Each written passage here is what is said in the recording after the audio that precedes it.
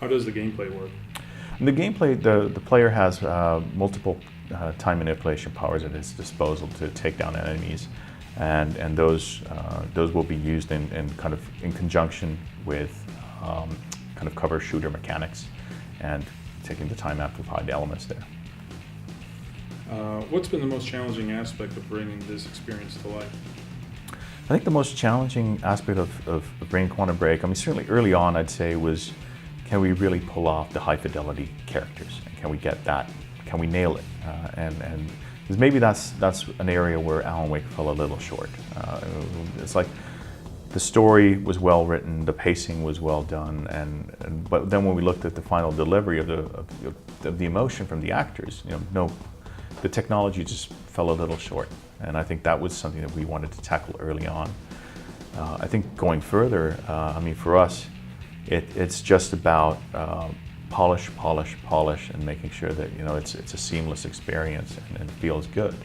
And that's always bringing these different disciplines, these different elements, these different systems together makes it a very complex endeavor.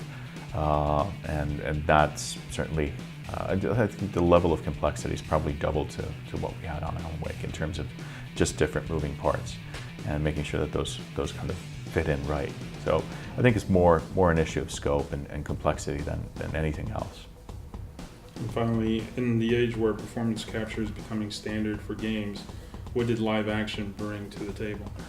I think live action in itself, the medium is the message, really. I mean, you understand when you sit down into a movie, this is what I'm supposed to do and enjoy it this way.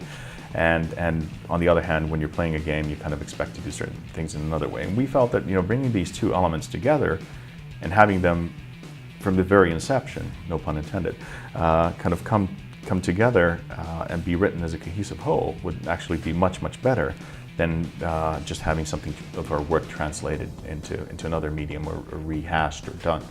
And it just felt like a natural thing to do. And we've always played around with different forms of storytelling. So American Nightmare, we had kind of live action there. If you look at even the original Alan Wake, you could use the TVs, you could explore, kind of have different kind of TV shows there. We had a fictional band that had music tied and lyrics tied to the theme of the world and so forth. So, and in Max Payne, it was about graphic novels and also interactive radios and stuff like that, which would give you more kind of clues into the world.